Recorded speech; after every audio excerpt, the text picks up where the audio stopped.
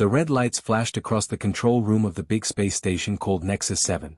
Lieutenant Commander Marcus Webb looked at his computer screen and could not believe what he was seeing. Something was moving through space in an area where nothing should be. This cannot be right, Marcus said to himself. He checked his computer again and again, but the reading stayed the same. There was a ship out there, but it was not like any ship he had ever seen before. The ship was moving slowly through the Kepler sector, which was supposed to be empty space. No one was allowed to go there without special permission from the Empire. But this ship was there anyway, and it was sending out strange signals. Marcus felt scared. He had been working on this space station for 5 years, and he had never seen anything like this before. The ship did not look like any Empire ship in their records. It did not look like any Rebel ship either. It was something completely new and unknown. Admiral Thompson. Marcus called out loudly. You need to come here right now. Admiral Rebecca Thompson was a strong woman who had been in charge of this space station for 10 years. She had gray hair and tired eyes from watching the stars for so long. When she heard Marcus call her name, she knew something was wrong. She walked quickly to his computer station. What is it, Marcus? She asked. Look at this, Marcus said, pointing at his screen. There is a ship in the Kepler sector, but it is not supposed to be there. And look at these readings, I have never seen anything like this before. Admiral Thompson looked at the screen and felt her heart beat faster. The energy readings from the unknown ship were very strange. They did not match anything in the Empire's computer files. The ship seemed to have technology that was both very old and very advanced at the same time. Daniel. Admiral Thompson called to another officer across the room. What are you getting from that ship? Communications Officer Daniel Foster was a young man who was very good at understanding radio signals from space. He had been listening to the strange ship for the past few minutes, and what he heard made him worried. Admiral, Daniel said, the ship is sending out radio signals, but they are very basic. Just simple math patterns and prime numbers. It is definitely intelligent, but the technology seems really old-fashioned. Admiral Thompson felt a cold feeling in her stomach. She remembered the old stories that her grandfather had told her when she was a little girl. Stories about a war that happened 300 years ago. Stories about a group of people called humans who had fought against the Empire. The humans had been different from everyone else in the galaxy. They came from a dangerous planet where everything tried to kill them. They were tough and smart and never gave up, even when they were losing badly. The Empire had fought them for many years before finally trapping them in their home star system. Everyone thought the humans were gone now. Dead or trapped forever in their own solar system. But these radio signals sounded exactly like the old human signals from the war stories. Sir, said Marcus, should we send ships to check on this unknown vessel? Admiral Thompson thought carefully. If this really was a human ship, then everything had changed. The humans were supposed to be gone. They were not supposed to have ships that could travel between the stars. They were not supposed to be here. But if they were here, it meant they had spent 300 years building new technology and getting stronger. It meant they had learned how to travel through space again. And it meant they might be angry about being trapped for so long. Send out Patrol Squadron Alpha 7, Admiral Thompson ordered. Tell them to be very careful and not to start any fights. But also tell them to be ready for anything. The young officers around her began working quickly to send out the patrol ships. Admiral Thompson watched them work, but her mind was thinking about the old stories. She remembered how her grandfather had told her about human soldiers who turned mining equipment into weapons. About human ships that kept fighting even when they were broken and burning. About humans who never surrendered, no matter how hopeless things looked. Daniel, she said, send an emergency message to High Command right away. Use the highest security level we have. What should the message say? Daniel asked. Admiral Thompson took a deep breath. Tell them that the Deathwalders might be back. The entire control room became very quiet. Everyone knew the old name for humans, Deathwalders. It was what the Empire had called them during the war because they came from a world where everything was dangerous and deadly. As the patrol ships flew out into space toward the unknown vessel, Admiral Thompson stood by the big window looking out at the stars. She had spent her whole life keeping the Empire safe from threats. But now she was facing something that might be more dangerous than anything she had ever seen before. The humans had disappeared for 300 years. If they were back now, with new ships and new technology, then the whole galaxy was about to change. And Admiral Thompson was not sure if the Empire was ready for that change. She watched the patrol ships get smaller and smaller as they flew toward the mysterious vessel. In a few hours, they would know the truth. They would know if humanity had returned to the stars, and if they had, what that meant for everyone else in the galaxy. The red warning lights kept flashing, and Admiral Thompson kept watching the stars, waiting for answers that might change everything. Captain James Mitchell stood on the bridge of his ship, the UES Prometheus. He was a tall man with brown hair and calm blue eyes. He had been the captain of this ship for 8 years, and he had never been in a situation like this before. "Captain," said Lieutenant Helen Carter from her seat at the communications desk, "we have 3 Empire ships coming toward us. They will be here in 10 minutes. James nodded slowly. He had expected this to happen. The Empire did not like unknown ships in their space, especially in areas where ships were not supposed to go. But James and his crew had come here for a good reason. "Are our weapons ready?" James asked his weapons officer. "Yes, Captain. But they are set to defensive mode only, just like you ordered." "Good. We are not here to fight. We are here to talk." James looked out the big window at the front of his ship. He could see the 3 Empire ships getting closer. They were smaller than his ship, but he knew they had powerful weapons. The Empire ships were built for war, while his ship was built for exploring and discovery. "Helen, when they contact us, be polite but confident. We represent all of humanity now, and we need to show them that we are not afraid." Helen nodded. She was a young woman who had grown up on one of the human colonies far from Earth. She had never seen an Empire ship before, but she had heard many stories about them from the older people in her family. The 3 Empire ships stopped about 1 mile away from the Prometheus. James could see them clearly on his viewing screen. They looked dangerous and ready for battle. "Incoming message, Captain," Helen announced. "Put it on the main screen." The screen lit up, and James saw the bridge of an Empire ship. The captain was a man who looked nervous and confused. James could tell that this Empire officer had not expected to find humans out here. "Unknown vessel," the Empire captain said, "you are in forbidden space. Tell us who you are and why you are here." James stepped forward so the Empire captain could see him clearly. "I am Captain James Mitchell of the United Earthship Prometheus. We are on a peaceful mission to establish contact with the Galactic Empire." The Empire captain's face went white. James could see other Empire officers in the background whispering to each other with worried expressions. "That is impossible," the Empire captain said. "Humans are not supposed to be here. Your people were contained to your home system 300 years ago." James smiled in a friendly way. "Many things have changed in 300 years, Captain. We have learned much and grown much. We would like to discuss establishing peaceful relations between our peoples." Behind the Empire captain, James could see officers looking at their computer screens with shocked faces. He knew they were reading the energy signatures from his ship. The Prometheus was much more advanced than anything the Empire had in their records about human technology. "My name is Commander Alex Norton," the Empire captain said slowly. "Captain Mitchell, our records show that humans do not have the technology for interstellar travel." "Your records are 300 years old, Commander Norton," James replied calmly. "We have developed many new technologies during our time away from galactic affairs. We have learned to build better ships, better engines, and better weapons." Commander Norton looked even more nervous when James mentioned weapons. "Captain, my sensors are showing energy readings from your ship that we do not understand. What kind of weapons are you carrying?" "The kind that we hope we will never need to use," James said. "We came here to talk, not to fight. But we also came prepared to defend ourselves if necessary." James could see Commander Norton talking quietly to his officers. He knew they were trying to figure out how dangerous the human ship might be. The truth was that the Prometheus carried weapons that were far more powerful than anything the Empire had ever seen.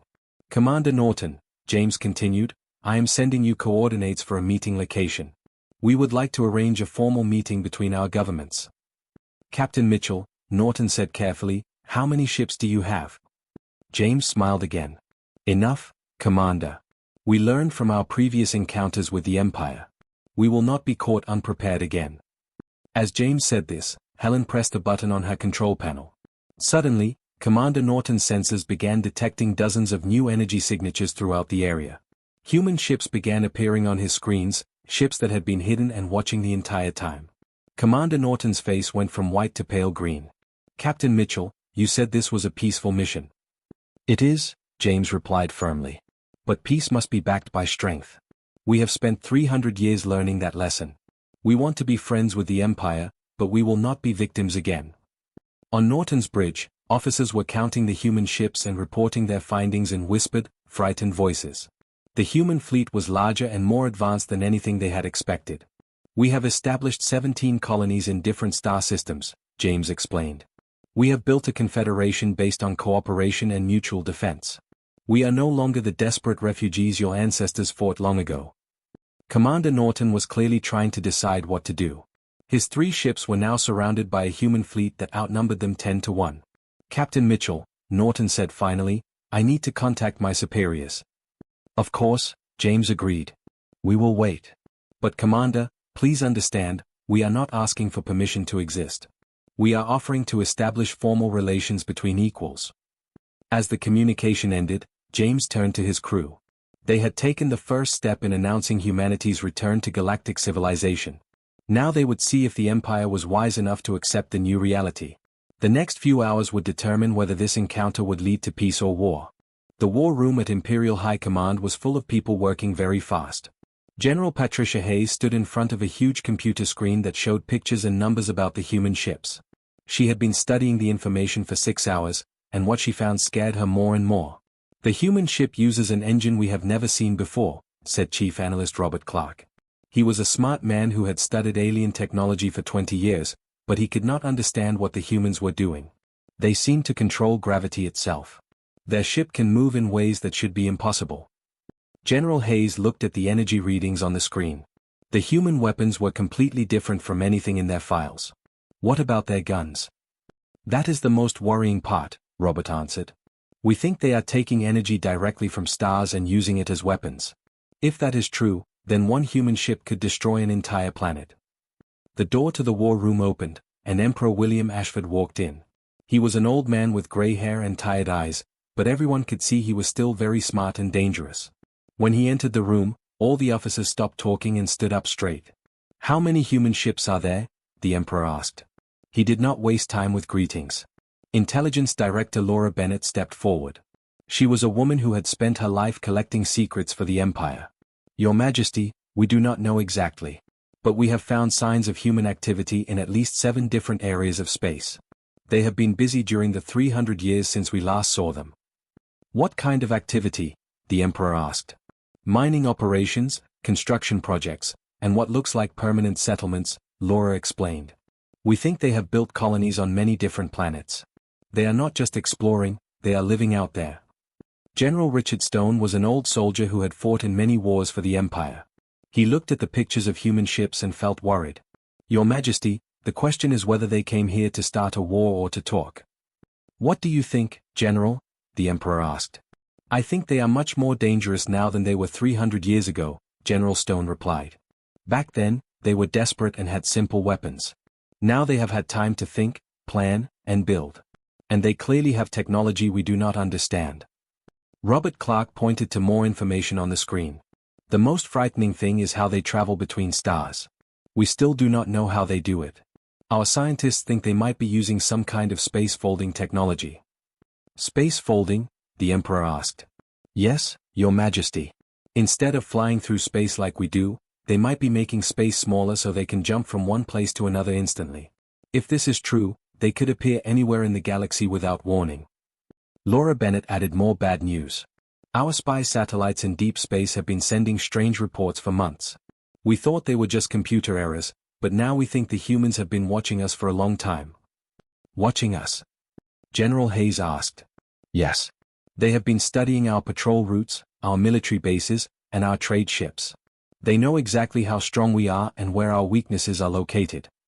Emperor Ashford walked slowly around the room, looking at all the information about the humans. His grandfather had told him stories about the human war when he was a young boy. Stories about human soldiers who never gave up, who turned farming tools into weapons, and who fought with a creativity that surprised everyone. Director Bennett, the Emperor said, what do our history files say about human behavior? Laura opened an old computer file. The humans are known for being very adaptable. When we put them in their home system and told them they could not leave, most species would have given up. But humans do not give up.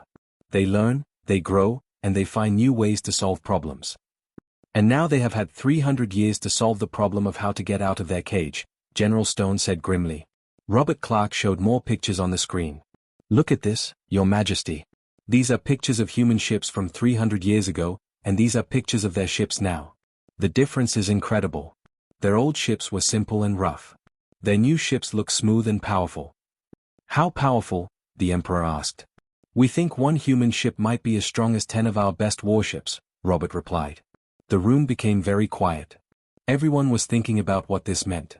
If the humans had many ships like that, and if they had been building colonies and bases across the galaxy, then the Empire was facing a threat unlike anything they had seen before. Your Majesty, General Hayes said carefully, what should we do? Emperor Ashford thought for a long moment. He remembered his grandfather's advice, never underestimate an enemy, especially one who has been given time to prepare. We prepare for both war and peace, the Emperor decided. General Stone, I want our best fleets ready to fight at any moment.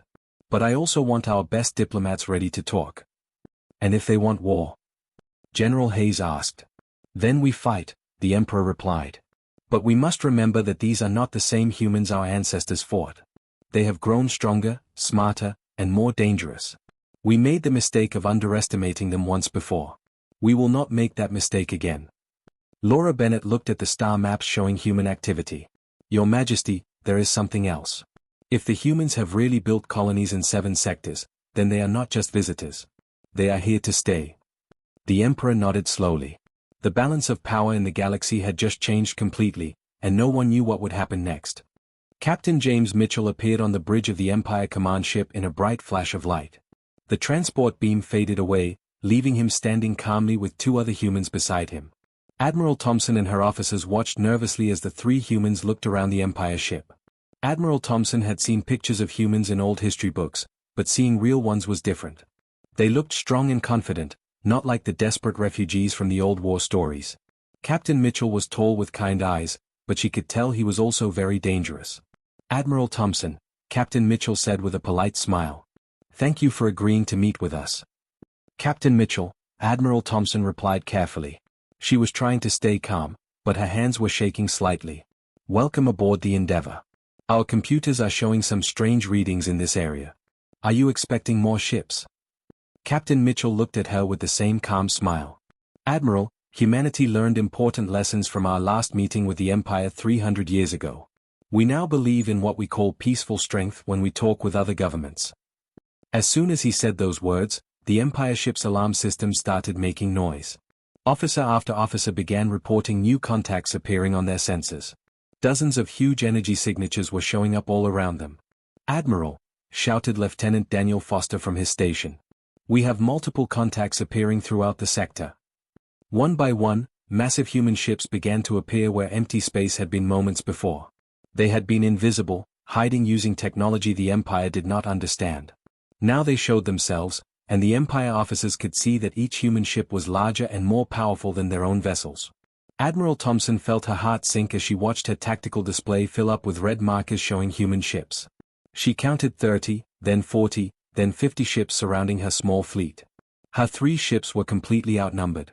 We have been observing the Galactic Empire for quite some time, Captain Mitchell continued in the same calm voice, as if dozens of warships had not just appeared around them. Our expansion over the past 3 centuries has been careful and planned. We wanted to understand the galaxy before we announced our return. You have been spying on us, Admiral Thompson said, trying to sound angry instead of scared. We have been learning about you, Captain Mitchell corrected gently. We established our first colony outside the Sol system about 250 years ago.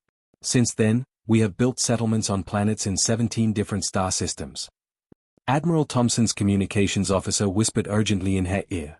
The human fleet was not just bigger than her forces. According to their scanners, the human ships carried weapons and technology that their computers could not even identify properly.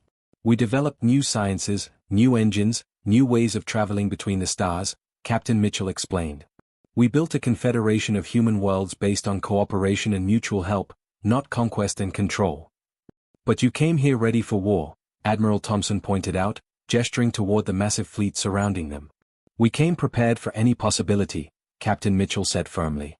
Admiral, do you know what happened the last time humans and the Empire met? Admiral Thompson nodded. Everyone knew the old stories. Your ancestors defeated us because we were not ready, Captain Mitchell continued. We were refugees running from a destroyed home world, with old ships and simple weapons. We had no plan, no organization, and no allies. This time is different. Lieutenant Helen Carter, one of the humans who had come with Captain Mitchell, stepped forward. We spent 300 years asking ourselves one question: how do we make sure that never happens again? And what was your answer? Admiral Thompson asked. We became stronger, Captain Mitchell replied. Not just in weapons or ships, but in knowledge, in unity, and in wisdom. We learned that if you want peace, you must be strong enough to defend it. Admiral Thompson looked at her tactical displays again. The human ships were positioned perfectly around her fleet. If this turned into a battle, her ships would be destroyed in minutes. What do you want from the Empire? She asked. Recognition, Captain Mitchell answered immediately. We want the Empire to acknowledge that humanity is an independent power with the right to exist and grow. We want trade agreements, territorial boundaries, and mutual respect. And if the Empire refuses? Captain Mitchell's expression became more serious. Then humanity will continue to exist and grow anyway. But it would be better for everyone if we could work together instead of against each other. One of Admiral Thompson's officers approached her quietly. Admiral, he whispered, long-range sensors are detecting human activity in at least 12 different sectors. This is not just one fleet, they are everywhere. Admiral Thompson realized that everything had changed. The humans were not visitors or invaders, they had already established themselves as a major power in the galaxy while the Empire was not even paying attention. Captain Mitchell, she said slowly, you are telling me that humanity has spent 300 years building a secret empire. Not secret, Mitchell corrected. Just quiet. We preferred to grow strong before we announced ourselves. We did not want to repeat the mistakes that led to the last war. And now you are announcing yourselves. Yes. We are ready to take our place in galactic civilization. The question is whether the Empire is ready to accept us as equals. Admiral Thompson looked around her bridge at her worried officers, then back at the calm human captain. The balance of power in the galaxy had shifted completely, and she was the first Empire officer to realize it. I think, she said carefully, that this conversation is too important for a simple admiral. You need to speak with the Emperor himself. Captain Mitchell nodded. That would be acceptable. When can we arrange a meeting? As Admiral Thompson began making arrangements for the most important diplomatic contact in centuries, she wondered if the Empire was ready for what was coming. 3 weeks later, Captain James Mitchell sat across from Emperor William Ashford at a large table on the neutral trading station called Haven Prime. The station was old and had been used for meetings between different alien races for hundreds of years. Today, it was hosting the most important meeting in 3 centuries. Admiral Thompson sat next to the Emperor, along with General Hayes and other important Empire officers. The humans had brought their own negotiators, including Captain Mitchell and 2 other ship captains from different human colonies. The talks had been going on for many days. Both sides were tired, but they were finally close to an agreement that would change the galaxy forever. The territorial agreements are acceptable to the Empire, Emperor Ashford said, looking at the holographic documents floating above the table. 17 star systems under human control, with established trade routes and mutual defense agreements. Captain Mitchell nodded. And the Empire recognizes humanity as an independent power with equal rights in galactic affairs. No more containment zones, no more restrictions on where humans can travel or live. General Hayes leaned forward. As long as human expansion remains peaceful, she added firmly. Of course, Captain Mitchell agreed. The Human Confederation operates on the principle of voluntary membership. We do not conquer planets, we invite people to join us if they want to. Emperor Ashford studied the human captain carefully. Over the past 3 weeks, he had learned that the humans were very different from what the old history books described. They were still tough and determined, but they had also become wise and patient. Captain Mitchell, the Emperor said, you have changed significantly from the species we remember. We had to change, Your Majesty, Captain Mitchell replied. 300 years of isolation taught us many things. We learned that survival requires more than just fighting. It requires wisdom, planning, and the ability to build good relationships with others. Admiral Thompson had been watching the humans during all the negotiations. What made you decide to contact us now? Why not stay hidden for another 100 years? Captain Mitchell smiled. Because hiding was never our final goal. We always planned to return to galactic civilization when we were ready. And we are ready now. One of the other human negotiators, Captain Sarah Williams from the colony of New Terra, spoke up. We also discovered that we were not the only ones expanding. Our exploration ships found evidence that other alien races were also growing and building new colonies. The galaxy is becoming a more crowded place. Emperor Ashford was surprised. Other races? Yes, Your Majesty, Captain Mitchell confirmed. The galaxy is much larger and more diverse than either humans or the Empire realized. We have made contact with 3 other major civilizations beyond Empire space, and we have detected signs of at least 5 more. This news made the Empire officers look worried. They had thought the Empire was the largest and most powerful force in the galaxy. Now they were learning that many other groups had been growing and expanding without their knowledge. What are these other civilizations like? General Hayes asked. Different, Captain Williams answered. Some are peaceful traders like the Zelani Consortium. Others, like the Corvin Hegemony, are more aggressive. And there are others we have only detected from a distance. Captain Mitchell continued, this is another reason why we wanted to establish good relations with the Empire. The galaxy is changing, and it is better if the older, established powers work together instead of fighting each other. Emperor Ashford realized that the meeting was about much more than just human independence. It was about preparing for a future where the Empire would no longer be the dominant force in known space. What do you propose? The Emperor asked. Partnership, Captain Mitchell said simply.